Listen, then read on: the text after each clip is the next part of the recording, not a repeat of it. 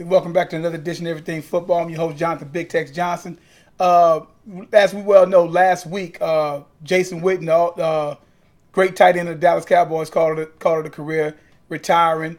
And like I said, Jason Witten was a rock for the 15 years that he played.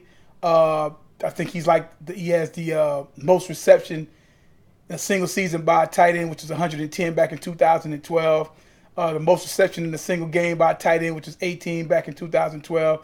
Second most reception and receiving yards by a tight end in the NFL history behind Tony Gonzalez. He is fourth in reception in NFL history, 1,152. And most consecutive games played by a tight end, 239. And the most consecutive games started by a tight end, 229.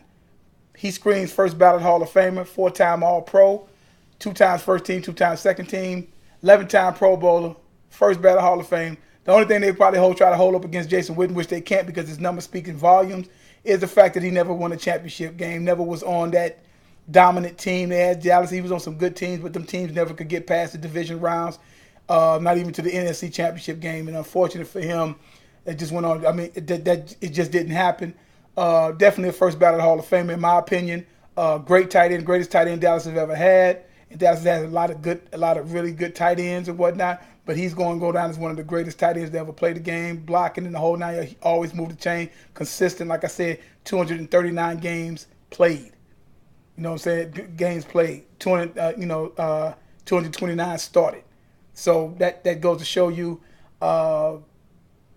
dependability. Also in that same week, we don't know if it's going to go down or happen, but then you also, you know what I'm saying, but again, real quick, going back to Jason Witten, great tight end, should be a first ballot Hall of Famer, no question. It shouldn't even be, like I said, the only thing they try to hold against him probably is the Super Bowl, but they can't do that with the numbers. Like I said, 1,152 receiving, as far as receptions, 12,488 yards, 69, 60, I think he has 68 touchdowns. So that's it right there. It shouldn't be no issue about Mr. Witten and what he's done for that franchise and for the league, what he's accomplished at all, in my opinion, with Jason Witten. Like I said, a salute to him and a great career they had, and he was a great Cowboy, and now I think he's going in the booth. Also, I like to speak about another tight end. Like I said, I don't know if he's going to leave as of yet, but based on what I've seen, and the kind of decline in him was Antonio Gates. Antonio Gates, great tight end, 5-time All-Pro, 3-time first teamer, 2-time second teamer, 8-time Pro Bowler, led the tight ends 5 times in touchdown catches during different years and whatnot. That I don't think that's never been done by a tight end to my knowledge. Has the most touchdown catches that he broke Tony Gonzalez's record. He has 114. Has 114. Now you take a look at Antonio Gates' yards. Like I said, he's been injury plagued throughout his career, especially the last basically literally since 2015, 16, and 17, injury riddled. He was hurt back in 2010 where he missed about 6 games. So he's always known to me missing a couple of games, but he still played in quite a bit of games. And with all those touchdowns, great athletic tight end, the basketball background, everybody started looking at going back to Tony Gonzalez. And, great tight end. Unfortunately for him, I say he should be a first ballot Hall of Famer based upon the touchdowns and whatnot. The only thing going to hold up against him as well is the fact that he didn't play in no big games. Not a lot of big games that was played. No championship rings, no none of that type of stuff. Also, to go back to Jason Witten as well. Jason Witten had 4 years where he went over 1,000 yards, and 1, 2, 3 times when got twice we got close to where he got actually really, really close to 1,000 again with 980, 952, and 942, where he had 3 times where he was over 900 yards. So not only was he did that for that amount of years, he also, as well as, like I said, he put up the stats on that and whatnot. Gates had 2 seasons of over 1,000 yards, and 1, 2, 3, about I think about 3 or 4 times, 3 times I believe, 964, 924, 984, where he did over 900 yards. So that's a lot of production. You heard it here first. I will go on record as saying this. If go back because I already feel as though they're going to go in first ballot.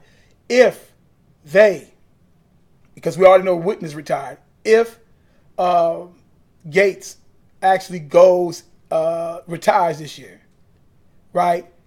2017, so 18, 19, 21, 2, 3. 2023 would be the 6 years eligibility, and that should be Hall of Fame. This you may see the first time, and I could be wrong, but the first time with 2 tight ends going first ballot Hall of Famers. That's my opinion. They should go in. You can't take one and leave the other out based on the productivity, what they meant to the game, what they meant to their teams. And they all have the hardware, they have the stats to back that up.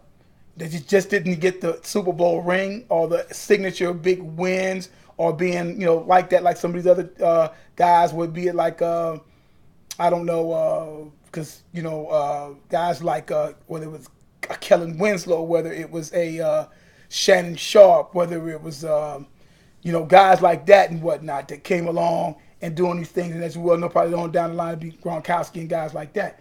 But this is what we're talking about right now. So kudos to them guys there. I think they should go in together. They should be first ballot Hall of Famers because I saw different articles say, well, should Witten be a first ballot Hall of Famer? Absolutely. Gates, absolutely. They got all the stats and everything, all the trims in the hallway and the respect of what they did on their team to make it in the Pro Football Hall of Fame as first ballot Hall of Fame. I think 2 should go in at the same time. They deserve that. And ironically enough, another guy supposed to be they called it quits, obviously, was James Harrison. And this is a tricky one because Harrison was the last of a dying breed, in my opinion. He was the last of them, that nasty guy. He was a throwback to them guys that played ball in the early 90s, 80s, 70s, and 60s. Nasty, 4-time All-Pro, Defensive Player of the Year. That spectacular play he made against the Cardinals in the Super Bowl, the 99 yards, 101, whatever it was, that play, everything, nasty, attitude. He was what Pittsburgh Steelers linebackers go back to that whole thing of Joey Porter, going back to that of all the great linebackers that played for the Steelers, that nasty streak with him and whatnot, and Greg Lloyd, one of my personal favorites. That he was just that, and I don't think they really have guys like that no more. He's the last of that dying breed of that nasty, you intimidated and all of that. He brought that on a 6 foot, 242-pound cat with a serious chip on the shoulder, and I know from 2007 to at least 2012, he's giving you production of 80, 90, 70, 80 tackles, 10, 11 sacks. He's giving you that type of production and big plays, forced fumbles, all of that. So I ain't going to say he's going to be a first ballot, second ballot, third ballot, but I do see James Harrison actually going into the Hall of Fame when it's all over said and done with. Maybe not a first ballot, maybe it's not a second ballot, probably the third ballot, but I see him getting in the Hall of Fame, and he will go down as one of the Steelers greats. Unfortunately, how it ended, but that's what that was. You're going to have that and whatnot. And and like I said, I think like I said, the 2 other guys, first ballot Hall of Famers, 2 tight ends. Like I said, heard it here first. If Gates does what I think Gates is going to do, what he needs to do, because the productivity has went down, 2 tight ends going at the same time, and that'll be a first, I believe. All right, we'll be back in a few minutes.